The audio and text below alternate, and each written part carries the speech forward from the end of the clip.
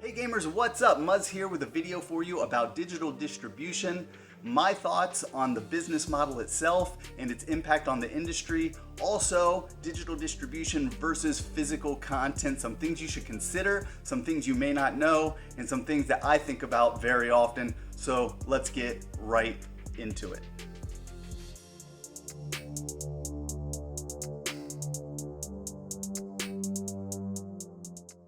So my main point here is going to be that when you buy physical games, you actually own them. I want to talk about the pros and cons of this sort of ownership, and I'm going to focus primarily on the home game consoles, though much of what I'm saying here applies to PC as well. I'll start off by saying I realize it's 2019 and people see the video game distribution business model differently today. But as a video game store owner with 2 decades of experience, as an admittedly older gamer, and a collector of video game history with over 30 years experience, I look at it differently and I want to share that perspective. This isn't about my not understanding or being out of touch with what gaming is today. It's about new gamers having not experienced the last 40 plus years of gaming and what those who have the most to gain from digital distribution fail to tell you and fail to offer you in exchange for the money you spend on their products. I'll start this off with the most basic of statements. I can take a game I bought 20 years ago, and not only do I have access to 100% of its available content, but I can also indulge in all the perks of actual ownership. I can buy, sell, trade, loan, or give those games away. That's ownership in a nutshell. I'm open to every option I have with the physical items that I buy, like my cell phone, game consoles, clothing, just about anything I paid for and own in my everyday life. However, when you buy a game digitally, you do not own your games in any traditional sense of the word. Even the license agreement that you agree to every time you buy digital software says you don't own it. You don't own the content you're paying for, and to illustrate that, let's take a look at one. Here's some of Sony and Microsoft's end-user license agreement. And this is going to be the same across the board with any company that sells you digital content. So don't think EA, Ubisoft, or Nintendo is going to offer you one that's any different. One of the first things it says is the software is licensed to you, not sold. You do not own it. After the authorized release date, licensor grants you to a limited, non-exclusive license to use the software for personal use. That was from Sony. Now let's switch to Microsoft. Microsoft says, all digital goods are licensed, not sold. A little further down, these rules control what you can do with digital goods. And then again, it goes on to say, Microsoft may stop distributing any digital good or add to or reduce the capabilities for any digital good at any time. You may lose access to or capabilities of digital goods or have the nature of your access changed. That means they can take it away. It goes on to talk about what conditions they can do that under. If we cancel or terminate the applicable service or cease supporting the applicable device, like your game console. It goes on to say, you may not transfer or resell any licenses to any digital goods. If you sell any device containing digital goods, the purchaser will not acquire any rights to the digital goods. We may use technologies to verify your compliance with these rules. That means you can't sell your accounts. And that means they can use technology to find out if you sold your accounts. And if they find out someone bought your account and that person has no rights to it, they can basically take it away from them. So that's something you have to consider. As I said before, you can't buy, sell, trade, give, loan, anything with those games because you're the only person with the license to own them. Or in this case, to have a long-term rental of them because you don't actually own them. And something else to consider, I know it may seem impossible, but any one of these companies could go under someday. And if you think crazy, impossible stuff like that can't happen, ask yourself what happened to Blockbuster. And that's nothing. Woolworths was founded in 1909, had over 1,100 stores in 1960. Today, they're gone. Service Merchandise was a leading catalog showroom retailer that was founded in 1934. During the 1970s and 80s, they were making $4 billion a year in sales. Sears was founded in 1886, used to be the biggest retailer in the nation, but between 2011 and 2016, they lost more than $10 billion. Last year, they filed bankruptcy, and today they're struggling to survive. The one here in the mall closed.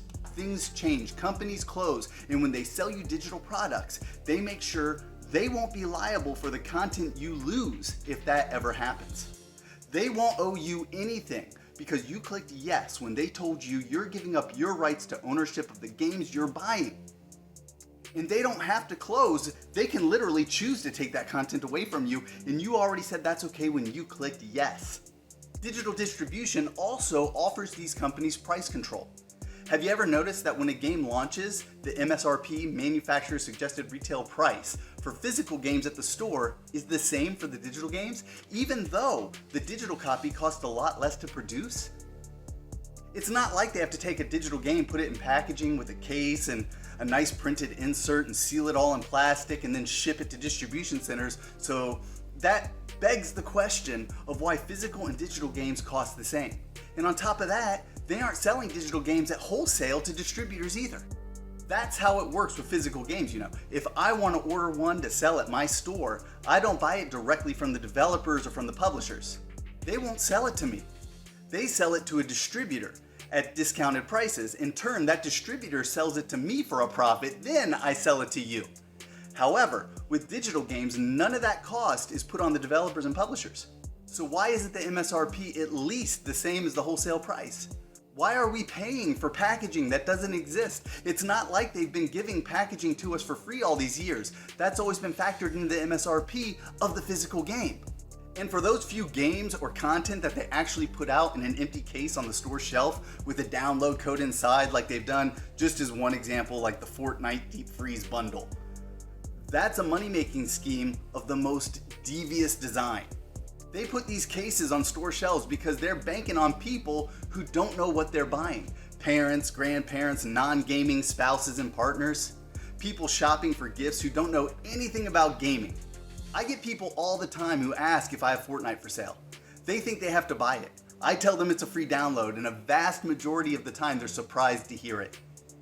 And when they see a case on the store shelf, they don't ask if it's the game. They buy it because they know little Jimmy and Susie have been saying they want to play Fortnite. So they end up spending $30 on some weak DLC gear and virtual money to spend on more weak DLC content when they think they're getting a game. It's a marketing ploy to pull in the shoppers who aren't knowledgeable. How do you know that? Because first and foremost, they put it in a game case and plaster the name of the game across it. Think about it. They could put that content on a gift card just as easily. In fact, selling codes for that specific content in a game case is totally redundant to begin with, because someone with a PSN or Microsoft gift card can get the same bundle, the same content, or anything else they want, making that card for specific items totally superfluous. And of course, most gamers who know anything about the game just buy the content via the platform they play the game on, instead of going to the store and getting digital content. So we've determined that digital content doesn't cost developers and publishers as much to get to the public. Why aren't they handing those savings down to the gamers? You ever wonder where that extra profit goes? Do you have to wonder? Because I think you know. They don't give you any incentive or discount for buying a digital copy of the game that yields them a much greater profit. Then, to add insult to injury, they don't even let you actually own it. Consider that the next time you click I agree on the license agreement. And that's not even the whole story about price control. These companies dictate price, they control the price, and they sidestep the rules of supply and demand by removing the physical component and ownership of the retail business model. If a physical game sells 1 million copies, the price of that game on both the new and used market goes down because the supply is high. That's why Greatest Hits, Player's Choice, and Platinum Hits titles are cheaper than their original MSRP. But when they eliminate the physical market and deny gamers the opportunity to actually own their games, they have total control. They can sell 2, 5, or 10 million copies of a game and keep the price at $60 until they decide they're willing to reduce it. They can have you scrambling to buy a digital copy of a game a year after its launch for a sale price of $15 off its original MSRP and have you thanking them for it. When if it were a physical release, you'd get the same game at a greater discounted rate and you'd actually own it. Think of that. Pre-owned games can be, and in many cases today are, less expensive than digital. And as a feature of actually owning the game, you can recoup some of the investment you put into it, finding even more value in true ownership. But with digital, you can't even trade your games towards new ones to buffer the cost. Do they let you trade old digital content? No. Could they? Yes, absolutely. But why would they do that when they can charge you 100% of the new cost for every game you buy? And yes, we've all heard rumors that this company or that one may offer you that ability, which would be nice. But don't forget, even if they do, they still have the monopoly on content for the platform that you buy it on. It's still a form of price control. They choose what you can trade it toward and for how much. There's no need for them to consider the market. No games are rare. None will go up in value. And they can dictate what they give you by their own arbitrary standards or just on a whim if they choose to do so.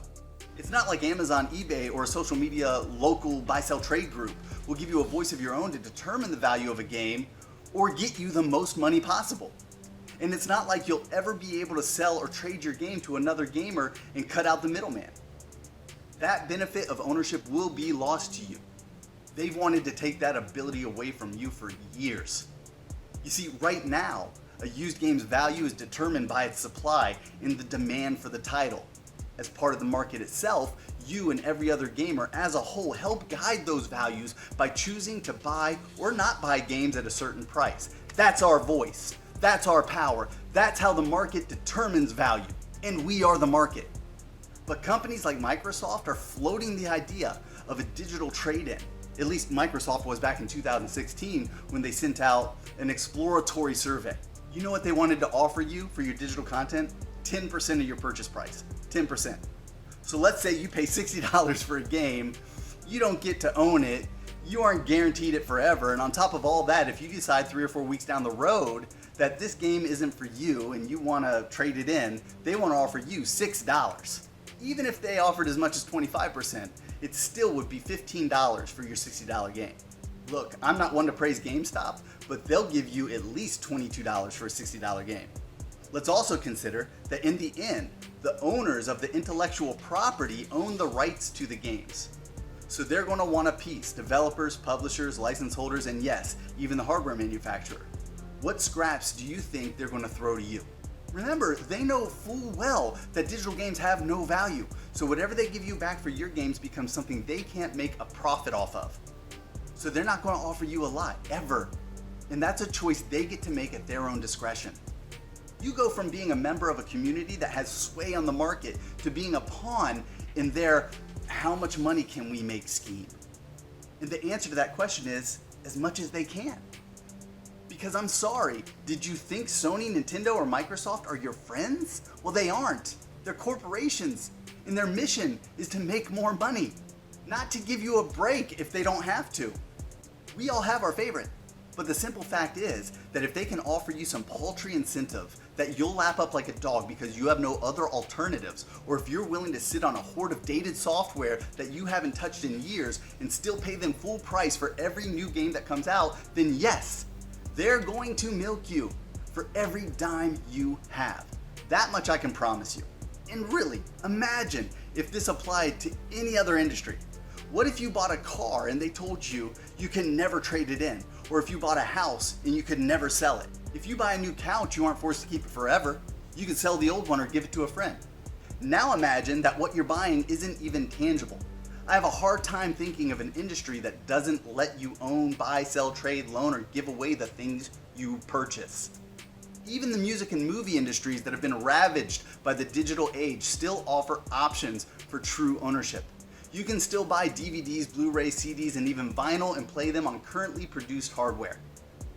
But with the game consoles like the Xbox One All Digital Edition, they have a deliberate, pointed agenda of robbing us of that future in the video game industry. It's not like 20 companies make hardware to play Xbox games. And again, the others are no better. Sony has been trying to take this kind of ownership away from you for years. There's a formula for this digitally distributed business model that they don't want you to contemplate because it works in their favor and against you every time on a massive scale. To illustrate that, let's imagine you get to the point where during the lifespan of your current gen consoles, around 7 years or so, you've purchased around 500 downloadable, intangible games that you don't own, that you aren't promised to have access to forever, that have no monetary value, but you bought them. You bought some on launch day for $60, others on sales for $10 or $15. To simplify, let's say your average is $25 a game. I think that's fair, if not a conservative estimate, because we all know the average MSRP for a new title is $59.99. That's a 7-year total of $12,500 worth of games. $12,500, none of which are guaranteed even for the lifespan of the console you bought them for. Nor are they guaranteed to transfer to your new console. Not a single one guaranteed to remain supported on your now obsolete console. We covered all that when we talked about the license agreement, remember? And it's almost a complete certainty that your obsolete console itself will likely not be supported forever. And when online support for that console ends, so does every bit of digital content that requires it. The digital rights management included in those games assures that this is the case. $12,500 worth of games, none of which are guaranteed to last and are not yours. You cannot do with them as you please. The only physical games that will lose support are online-only games like Fortnite, Titanfall, Destiny, and some others. But that's a different topic for another video. Let's just say that when I speak of physical games that retain their value and playability, I'm speaking on those that include offline play, which right now are the vast majority of games, and up until recent years were nearly every console game ever made. And there's more. We talked about games going down in price. That's a fact of the market. Just about every commodity goes down in price once it's used. It's called depreciation. It's the reduction in value of an asset with the passage of time due to wear, tear, and other factors. So you combine supply and demand with depreciation, and you may purchase and own a used copy of a game that retailed originally for $60 at a good discount 3, 6, or 8 months down the road. That's a good thing, because you're not going to be forced to buy a new digital copy of the game at the full MSRP. But if you have to have it and buy it on day one for $59.99, even with depreciation, you can still recoup some of your investment from it because you own it. So instead of paying full price and keeping it for as long as they allow you before either you abandon it or they take away your ability to play it, you can sell it, trade it, try to buffer that cost for the next new game you want. None of this is possible with digital games. People often complain about not getting enough for their used games. If that's the case, how does nothing for your used games sound? That's digital distribution. And we haven't even talked about some of the games that actually go up in value, particularly games that are in low supply, high demand, or both. There are varying examples of this that range from moderate to extreme. I picked up my copy of Kyo Flying Squadron for Sega CD years ago at a yard sale for $2. Today it's a very valuable game. And though, like I said, it's an extreme example, there are a lot of gamers who make profits off the games they sell from their collections. But even if they don't make as much as they put into it, it's better than nothing. Put simply, $1 is better than no dollars every time. So what have we learned? Games purchased digitally have no value at all from the second you buy them and click yes on the license agreement. What that game is worth monetarily speaking doesn't just decrease, it's non-existent. Aside from what you get out of it as a gamer, that game has no physical or monetary value at all. But the physical copy has it all. You enjoy the game as a gamer just as much as you would if it was the digital copy. It has physical, tangible, monetary value, and you're guaranteed to own it for as long as you want, regardless of how long the company decides to support the digital version.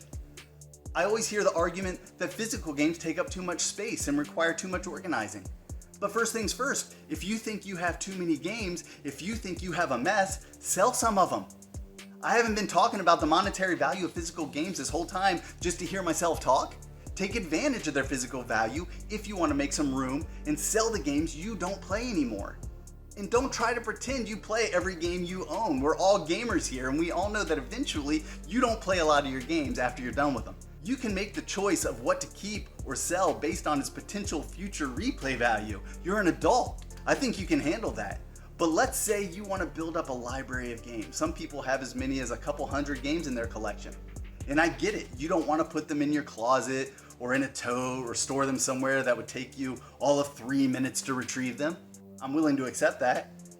So just for fun, let's talk about the reality of storing your games. 25 games in a standard DVD or Blu-ray style case take up about 15 by 5¼ inches of shelf space. So 100 games equals 60 inches when standing vertically. Now, just as one example, IKEA sells a shelf for $29.99 that has 115 inches of total shelf space, and it's only 23 inches wide, less than 2 feet. In total, it holds approximately 191 games, unobstructed. To put that in perspective, the shelf behind me is 46 inches wide. You could put 2 of those shelves in this small space and hold 382 games in standard DVD cases, without putting any in front of the others. Most people I know have a lot less than 382 games in their collection. But if you do have that many, you'll have a hard time convincing me you can't find 3.8 feet of space somewhere in your house or apartment to neatly organize them. Of course, this is an approximation. There are some games, loose carts and the such, that you could stack and fit more of, and some, like Saturn games, have slightly bigger cases that would take up more space. And you can buy a couple of these shelves for less than the price of an external hard drive. So telling me that storage is a problem is nonsense. In my smallest apartment back in the day, I had room for a couple of shelves this size. I've even built my own shelves to maximize my storage space. Storing your games is not that hard. It doesn't take a ton of space, and it's not an excuse to give up your rights to true ownership. Another big argument I get from people is, it's the future. No, it's only the future if you support it. Just because something is new and because corporations want you to support it doesn't mean it's the future. Betamax was the future, HD DVD was the future, mini discs were the future, the 3DO was the future, Google Plus was the future. Oh wait, none of them were. But why not? Oh, that's right, because the consumer didn't support those things. A digitally distributed retail video game market is only the future if you support it. The market determines the future. It comes down to you and me and everyone else in their key demographic. Will we support it? And if you do, then you're making it the future. You're choosing it. And I can only say this. If it's a losing battle, I'll still fight it. As long as there is an option that offers me the ability to own games rather than having to take a long-term rental, I'll take it. Then when all the GameStops are gone, when you can't go to a local store to buy, sell, and truly own discounted games, when the corporations dictate the limitations of and to what extent you can own your games and how much you pay for them, and you say, oh man, this sucks. I'll be the one who tried to make your future its best while you willingly and blindly embraced what was obviously contrary to your own self-interest in the name of supporting what you considered, what you were told, what you were fooled into believing was the future of gaming. Then there's this little argument I keep hearing. Digital distribution works for movies. First off, movies aren't as collectible as video games. There are thousands of video games that hold their value and go up in value. Though there are a few exceptions to the rule, movies on the whole don't experience this phenomenon. They're constantly re-released on current and new media formats and in far greater numbers. You can still buy most movies on a physical media format and play it on one of the multiple devices you have in your home as we speak. And their value isn't likely to rise because there are so many of them out there. Also worth noting, there isn't a proprietary hardware to play a DVD or Blu-ray disc. The DVDs that were made 15 years ago play on your current Blu-ray player, whether it's made by Sony, Panasonic, LG, or any other company. And movies don't have nearly as much replay value. You can put 20, 50, or 100 hours into a game and still want to play it, where the average movie is only 90 minutes long. Outside of their value cinematically, they aren't even part of the movie industry's history in the way that a Super Nintendo or Neo Geo cartridge is part of the video game industry's history or the history of that generation and that console. The differences are obvious, and pretending it's the same is asinine. And one of the most common arguments I hear is, it's easier to download my games and have them right on my hard drive. Okay, yeah, I'm not going to argue that, but I will say this. It's also easier to jump from the top of a building than to wait for the elevator. But because something is easier doesn't mean it's not self-destructive or doesn't hurt you in the long run.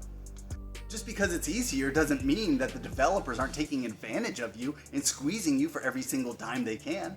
I have to ask, when did you become so lazy that taking 30 seconds to pull a game from the case and put it into your console became a major factor in your decision to purchase it digitally and give up every right to ownership that you would otherwise have? How do you get to that decision? If it takes me 30 seconds to put the game in the console and I play it for 5 hours, that means I've invested 0.16% of my gameplay time to put in that disc in the drive. And that infinitesimal amount of time is repaid by the inherent value of my physical ownership. I'm okay with that. 30 seconds is not detrimental to my gaming experience on any level whatsoever. It's hardly a good excuse to give up my rights to ownership. Oh, and for those who say that owning digital games is safer and your collection can't get stolen, I guess you've never had your account hacked. It's a thing that happens, and it can be a nightmare. But in the end, it's true. We live in a world where just about everything can be stolen. And when I consider all the potential outcomes, I choose to do what I love and collect games rather than give up my rights in the name of fear. One could argue that you shouldn't buy a car. Just Uber everywhere you go. That way your car will never get stolen or broken into, right? Maybe you agree with that reasoning, but I'm not going to live like that. If you hold back and deny yourself something that you love every time you're scared of some looming worst case scenario, then you need to reevaluate your life.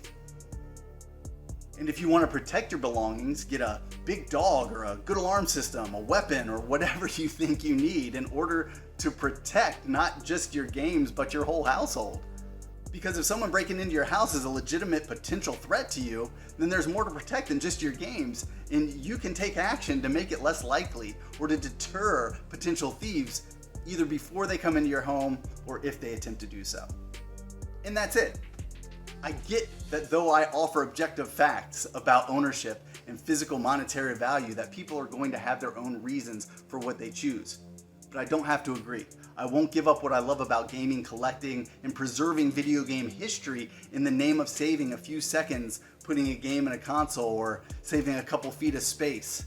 I won't bend to the fear of being stolen from. I won't be swayed by a non-existent inability to organize my stuff.